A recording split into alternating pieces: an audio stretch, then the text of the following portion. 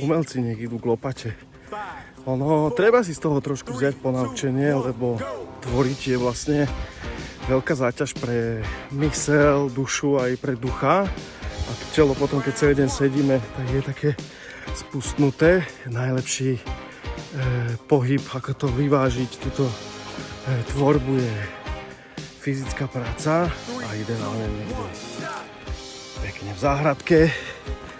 Takže, priatelia, ja vám odporúčam vziať si pero, papier alebo obľúbený zápisník a napísať si, že čo by som mohol urobiť so svojím teličkom.